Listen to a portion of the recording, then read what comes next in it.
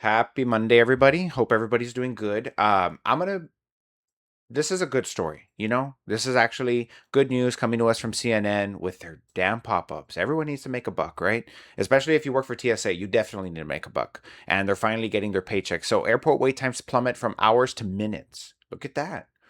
As TSA workers start getting their back pay, as they should. You work a job, you should get paid. It's very simple stuff. Abysmal wait times at airports dwindled Monday as the Transportation Security Administration workers got their first paychecks in more than a month, apparently prompting fewer agents to call out. Yeah, you're not going to have to call out of work if you're actually getting paid, right?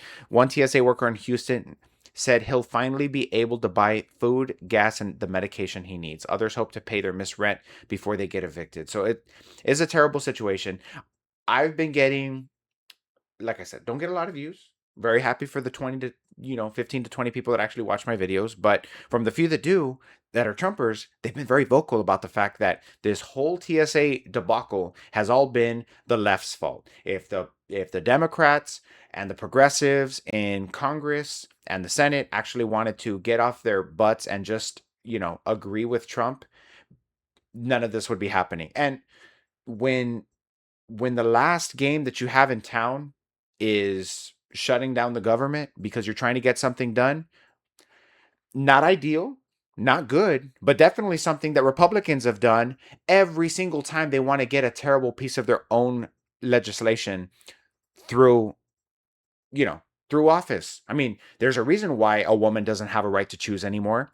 There's a reason why here in Texas we have young girls rolling the dice and going across the border to go and make a choice on what's going to happen with their own body for themselves. So we have here in Texas doctors that cannot perform those surgeries because you're going to be prosecuted. We have here in Texas, you know, a state where you you're pregnant, we're going to offer you no help. We're not going to make it so that your employer has to keep you employed. We're not going to make it to where you have to you we're not going to make it easy for you to be able to have a child in this state because we are hell bent on making your life worse, not better. We are not going to guarantee. We're going to make it hard for you to raise your child. We're not going to give you any actual government help. So I like that the Republicans now are looking for people's needs that are working for the TSA. I just wish they would extend that courtesy to everyone else living in the country, but they don't. All they do is complain when it behooves them and make your life exponentially more difficult when they're trying to get one of their demonic, terrible pieces of legislation through office. So imagine not being paid since February, and the average amount that you're making is $35,000 a year. So they're making $35,000 a year. A lot of these guys are probably living week to week. Even with the long delayed back pay, TSA workforce will not be the same. More than 500 workers, or about 1% of the total personnel, have quit since the partial government shutdown has started. So some of them are just, they quit, no avenue to come back. I'm sure they're still going to get paid, the time that they worked before they actually pulled the plug on it and left. But it's not going to, 1% of workers doesn't seem like a lot. But the whole reason why we all knew that the ICE going into the airports was not going to be a proper answer was because you need months of training to be able to run the lines at TSA, look at the x-ray machines, even know what you're looking at in those x-ray machines, because everyone has a plethora of different things that they're going to have inside of their belongings. You need to have a really trained eye on what exactly you're looking for. It's not this 500 workers, they can't put a ad on Craigslist or start checking LinkedIn profiles to be able to replace these people. It's going to take a while for this to start working, but the good news is that it does seem like it has been night and day. uh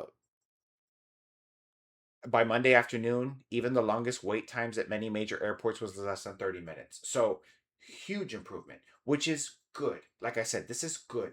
My biggest issue is that when I see Congress, and as a Democrat and a progressive, I never actually get to see my Democratic legislatures actually doing anything with the small amount of power that they have.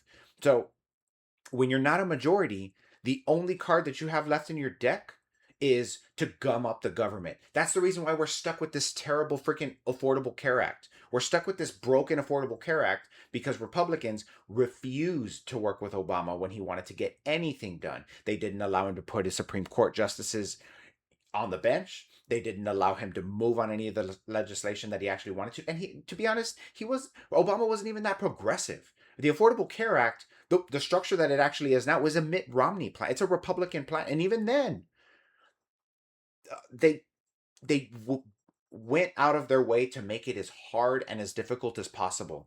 So when they do it, it's okay. But when the Democrats and liberals do it, because we're tired of seeing ICE marching through the freaking streets like a Gestapo and gunning down American citizens when we do something, then it's a problem. It's the hypocrisy of the thing that I have a problem with. But like I said, that stuff I can just save for another video. The good news is that it looks like finally the airports are back on track and things are moving. So at least there's that, right? So thanks for watching, guys. Plenty of videos for you guys to watch.